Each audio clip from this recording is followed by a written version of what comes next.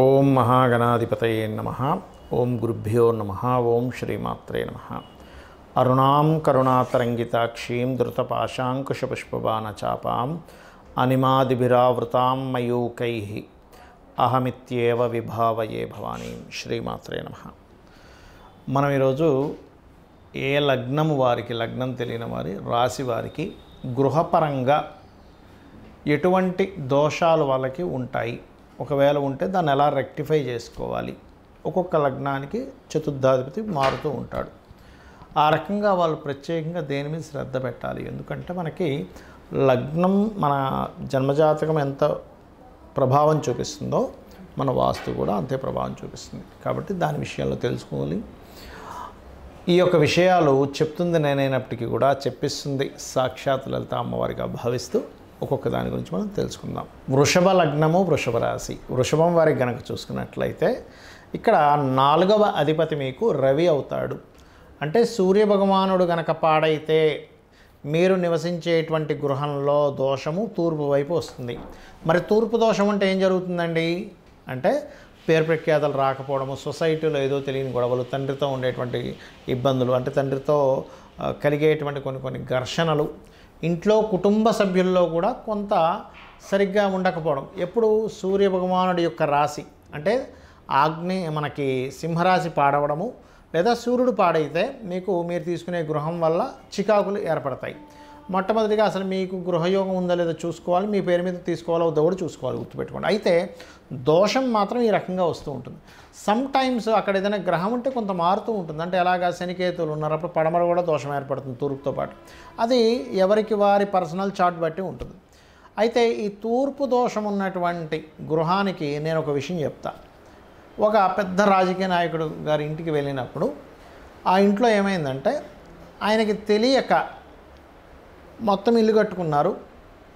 పడమర ఎంట్రన్స్ కదా అని పడమరలో ఎక్కువ వదిలి తూర్పులో తక్కువ వదిలేడు ఆయన ఆ ఊరిలో చెయ్యనటువంటి సేవ లేదండి. ఎంత సేవ చేశాడో ప్రజలకు, కానీ ఒక్కరు గుర్తించట్లే. ఆయనకి ఎప్పుడు బాధ, ఏమిటండి ఇది అసలు ఎవరు గుర్తించరేంటి నా యొక్క సేవ, నేను నిష్కల్మషంగా అసలు నిజంగా ఇప్పటివరకు ఆయన నిజంగానే ₹1 తినలేదండి. మొత్తం ఆయనకు ఉన్నటువంటి కొన్ని ఎకరాల ఆస్తిని అమ్మేసి కూడా సేవ చేశాడు, కొంతమందికి హెల్పింగ్ చేశాడు. కానీ పేరు రావట్లే, ఆ టికెట్ రావట్లే. ఏమనంటే ఏదో రాజకీయాలు నడుస్తున్నాయి. ఆయన అసలు సార్ నాకు అసలు రాజకీయం వచ్చొస్తుందా లేదా అని అడగడం మొదలుపెట్టాడు. నిన్న రాజకీయం అయితే వచ్చొస్తుందా అండి, మీకు తూర్పు దోషం ఏమైనా ఉందా అని అడిగాను. ఏం లేదు సార్, తూర్పు చాలా బాగుంది, తూర్పులో హైట్ ఏమీ లేదు అన్నారు.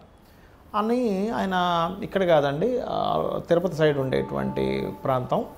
అప్పుడు వాస్తు విజిట్కి వెళ్ళినప్పుడు అక్కడ చాలా క్లియర్గా అర్థమైన విషయం ఏంటంటే ఆయన పడమర ఎంట్రన్స్ కదండి, పడమర ఎంట్రన్స్ ఉన్నందుకు పడమర ఎక్కువ వదిలాడు, తూర్పు తక్కువ వదిలాడు. ఆయన తూర్పు దేనికి ప్రతీక, పేరు ప్రఖ్యాతలు రావడానికి, కమ్యూనికేషన్స్కి, వీటికి కారకుడు. పడమర ఏమో పేరు ప్రఖ్యాతలు రాకుండా ఉండడానికి, సాటర్న్ అనమాట.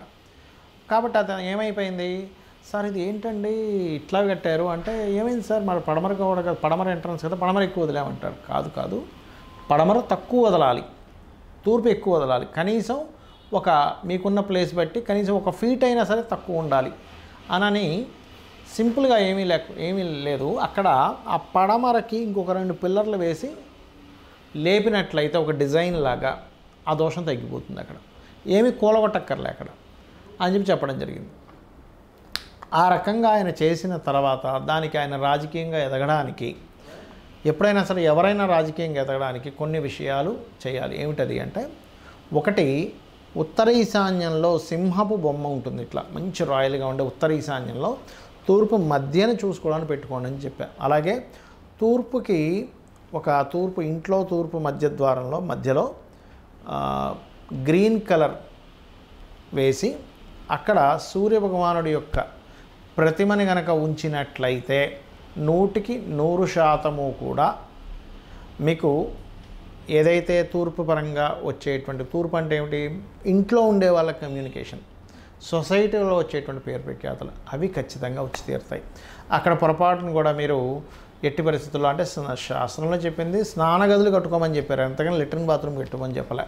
కాబట్టి స్నానం వరకు గది కట్టుకోవచ్చు. తూర్పు వైపు చక్కగా మీరు సిట్టింగ్ ఏరియా పెట్టుకోవచ్చు. అవి చక్కగా ఉంటాయి. మొట్టమొదటిగా వాస్తు చూసేటప్పుడు రఫ్గా చూడకూడదు. ఏదో ఇంట్లోకి ఎంటర్ అయ్యాము, ఎలా ఉంది ఆగ్నేయంలో కిచెన్ ఉంది కదా, వాయువు ఎలా ఉంది, మాస్టర్ బెడ్రూమ్ నైరుతిలో ఉంది, ఈశాన్యంలో డోర్ పెట్టేసాం అనేటువంటిది అసలు పనికి రాదు, గుర్తుపెట్టుకోండి.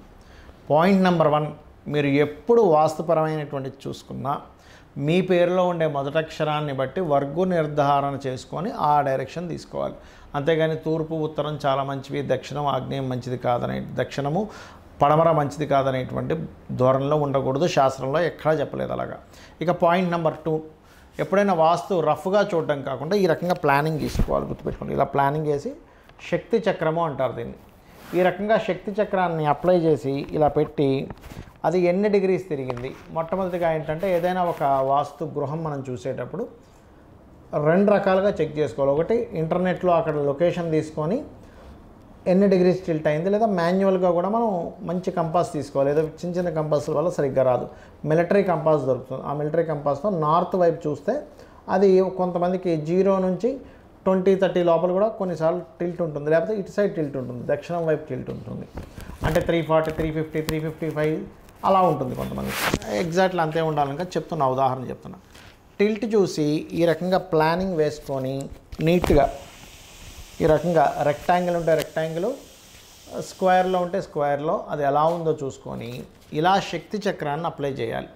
ఇందులో సకల దేవతలు, అసురులు, జోన్స్, ఒక్కొక్క జోన్కి ఎవరెవరు దేవతలు ఉన్నారు అనేటువంటిది ఉంటుంది. ఈ రకంగా చూసుకొని ఎన్ని డిగ్రీలు టిల్ట్ అయిందో దాన్ని బట్టి దీన్ని సరిగ్గా చెక్ చేసుకొని ఏ జోన్ వల్ల ఎటువంటి ఇబ్బందులు వస్తాయి అనేటువంటిది తెలుసుకోవాలి, గుర్తుపెట్టుకోండి. ఈశాన్యము అనుకుంటే అప్పుడు చిన్న ఆలోచన విధానం సంతానం సంబంధించిన, east south east, east north east అంటే తూర్పు ఈశాన్యము ఎంజాయ్ చేయలేకపోతుంటారు. తూర్పు కమ్యూనికేషన్స్ దెబ్బతింటే వాళ్ళకి రావాల్సిన ప్రమోషన్స్ రాకపోవడం, ఇట్లాంటి కొన్ని ఇబ్బందులు ఉంటాయి. ఇంట్లో వాళ్ళతో కూడా సరైన సఖ్యత లేకపోతే. తూర్పు ఆగ్నేయము డీప్ థింకింగ్ సరిగ్గా చేయలేకపోతుంటారు, సంతానం మీద ఎఫెక్ట్ వస్తూ ఉంటుంది. ఆగ్నేయము లేడీస్కి ఎక్కువ హెల్త్ ఇష్యూస్ రావడం, అంటే తగ్గిందా పెరిగిందా, ఏ జోన్ ఎంత ఉంది, అక్కడ ఏ దేవతా స్వరూపం పాడైందనేది చూడాలి. పదం బట్టి కూడా ఇప్పుడు ఏదైనా ఇల్లు కట్టుకుంటున్నాము, ఏదో ఈశాన్యంలో ద్వారం పెట్టమని ఎక్కడే చెప్పలే, అక్కడ ద్వితిపదం వస్తే పెట్టమన్నారు, ద్వితిపదం రాకపోతే అక్కడ పెట్టకూడదు. అలాగే ఎప్పుడు కూడా ఇంద్రాజయ తూర్పు అయితే, దక్షిణం అయితే 3-4 పదాల్లో ఎవరు పడ్డారు, పడమర అయితే 3-4 పదాలు, ఉత్తరం అయితే 3-4 పదాలు, ఎక్కడొచ్చింది డిగ్రీస్ పర్ఫెక్ట్గా చూసి టిల్ట్ చేసుకొని ఆ పదాలు అక్కడ ఆ పదపరంగా పద విభజన చేసి మీరు అక్కడ ద్వారం పెట్టాలి. అలాగే ఇంట్లో కట్టుకునేటువంటి మనకి బాత్రూమ్స్ ఎక్కడెక్కడ ఉన్నాయి, పర్ఫెక్ట్గా ఉందా లేదా. ఎందుకంటే కొన్ని నేను చూసినప్పుడు జస్ట్ ఆ టాయిలెట్స్ కట్టినటువంటి ప్లేస్మెంట్ తప్పు వల్ల ఇబ్బంది వచ్చింది. అలాగే ఇప్పుడు దక్షిణాగ్నేయం అనుకోండి, దక్షిణాగ్నేయంలో కనుక మీరు ఏదైనా బాత్రూమ్స్ కట్టుకున్నారు, శక్తి నశిస్తుంది, అక్కడ నెయ్యి పెట్టమని చెప్పారు. శక్తిని ఇచ్చేటువంటి ప్రదేశం దక్షిణం, ప్రొఫెషన్ గ్రోత్ ఇచ్చేటువంటి ప్రదేశం. దక్షిణే సైందత అంటారు, అంటే ఏమిటి, దక్షిణ వైపు తలబెట్టి పడుకోమన్నారు. దక్షిణ నైరుతి, దక్షిణ నైరుత్యో హృదయ పురుషత్యాగ మందిరం, అక్కడ బాత్రూమ్స్ కట్టుకోమని చెప్పాడు శాస్త్రంలో. విశ్వకర్మ ప్రకాశిక అనే గ్రంథంలో చాలా స్పష్టంగా ఈ విషయాలు ఉన్నాయి. ఇక నైరుతి అంటే ఏంటి, నైరుత్యత శస్త్రగారు అన్నారు, అంటే ఏమిటి, మీ యొక్క పనిముట్లు, మీరు ఏదైతే మీ ప్రొఫెషన్ ఏదైతే ఉందో దానికి సంబంధించిన అక్కడ పెట్టుకోమన్నారు. పడమర నైరుతి, నైరుత్యో హృదయే విద్యాభ్యాస మందిరం, మీ పుస్తకాలు అక్కడ పెట్టుకోవాలి, మీ పిల్లల పుస్తకాలు, మీ పుస్తకాలు కానీ ఏమైనా. అలాగే పడమర గెయిన్స్ అండ్ ప్రాఫిట్స్ తగ్గుతాయి అక్కడ ఏదైనా దోషం ఉంటాయి. పడమర వాయువ్యం మీ ఎక్కువసేపు అక్కడ ఉండకూడదు, ఎక్కువ డిప్రెస్ అయిపోతాడు. వాయువ్యం భాండార సంస్థితం, చాలామంది తెలియక వాయువ్యంలో పెంట అని బాత్రూములు కట్టుకుంటున్నారు, ఎక్కడా శాస్త్రంలో లేదు, గుర్తుపెట్టుకోండి. అలాగే పడమర వాయువ్యంలో మనకి గోశాలలు పెట్టుకోమన్నారు. మనకి ఇంట్లో ఉండేటువంటి ఇవి ఉంటాయి, కుక్కలు, గోవులు, గుర్రాలు ఇలాంటివి పెట్టుకునేటువంటి ప్రదేశం. పడమర వాయువ్యో హృదయే లేదా పడమర వాయువ్యో భాండార సంస్థితం, అంటే భాండాగారం, ధాన్యపు భాండాగారాలు పెట్టుకునేవారు. ఉత్తర వాయువ్యం అంటే ఏమిటి, అక్కడ పాడైతే ఇద్దరి మధ్యని ఉండేటువంటి అట్రాక్షన్ దెబ్బతింటుంది భార్యాభర్తలది. ఉత్తరైనది సంస్థితం, తెలియక ఉత్తరం వైపు బాత్రూములు కడుతున్నారు ఇవాళ రేపు కన్స్ట్రక్షన్స్లో. నిధులు ఉంటాయి అక్కడ, ఈ కుబేర స్థానం అది, అక్కడ పోయి మలమూత్ర విసర్జనలు ఎలా చేస్తారు. ఉత్తర ఈశాన్యం హృదయ ఔషధాత్ కార్యతు, మెడిసిన్స్ పెట్టుకునే ప్లేస్. ఈశాన్య దేవతాగృహం, ఈ మధ్య ఏంటంటే ఈశాన్యంలో దేవతాగృహం కట్టకూడదు బరువు అంటున్నారు, తప్పండి. ఈశాన్య దేవతాగృహం అనేటువంటిది మీకు విశ్వకర్మ ప్రకాశిక అనేటువంటి గ్రంథంలో చాలా క్లియర్గా ఉంది శ్లోకం. నువ్వు ఎలాగ కట్టుకోవు, కాకపోతే లోపల మెట్టు సిమెంట్తో కట్టకూడదు, హైట్ ఉండకూడదు. కాబట్టి ఇంటి లోపల అపార్ట్మెంట్ ఇండివిజువల్ హౌస్లో ఆ గది సెపరేట్గా పెట్టుకోవచ్చు, దానికి ఎటువంటి దోషము లేదు. కాకపోతే మీరు టెర్రస్ మీద ఒక కట్టి ఈశాన్యంలో కేవలం టెర్రస్ మీద ఒక పెట్టి నైరుతి డౌన్ అయితే అప్పుడు మాత్రం దోషం గుర్తుపెట్టుకోండి. కానీ నైరుతిలో ఆల్రెడీ ఒక గది ఉందండి, ఈశాన్యంలో మేము చక్కగా ఓపెన్ పెట్టుకోవాలని అక్కడ కట్టుకున్నప్పుడు దోషము లేదు, ఇది గుర్తుపెట్టుకోండి. ఈ రకంగా మీరు కనుక కలర్స్, వస్తువులు, ఇంట్లో ఉండేటువంటి ఇంట్లో చేసే యాక్టివిటీస్, అంటే పడమరలో కూర్చొని ఆనందనమని చెప్పారు, తూర్పు వైపు రాముడు పట్టాభిషేకం పెట్టుకోమని చెప్పారు, తూర్పు వైపు సిట్టింగ్ ఏరియా పెట్టుకోమని చెప్పారు. ఇలా అనేకమైనటువంటి విషయాలు క్లియర్గా మీరు ప్లానింగ్ తీసుకొని ఈ రకంగా శక్తి చక్రాన్ని అప్లై చేసి నార్త్ డిగ్రీస్ ఎన్ని డిగ్రీలు తిరిగిందో చూసి యాక్టివిటీసు కట్టడాలతో సహా మీరు చెక్ చేసుకొని ఏది కూడా కూలగొట్టాల్సిన అవసరం ఉండదు. వాస్తు చూసినప్పుడు అందరూ ఏమనుకుంటారు, వాస్తు అనగానే కూలగొట్టేస్తాం అనుకుంటారు. కాదు, క్లియర్గా వాస్తుని చూసి చేసేటువంటిది ఏదైతే ఉంటుందో 100% మీకు ఆ యొక్క మార్పుల వల్ల, ఆ రంగులు లేకపోతే ఆ మెటల్స్ వల్ల ఖచ్చితంగా మీకు ఉపయోగపడుతుంది. శ్రీమాత్రే నమః.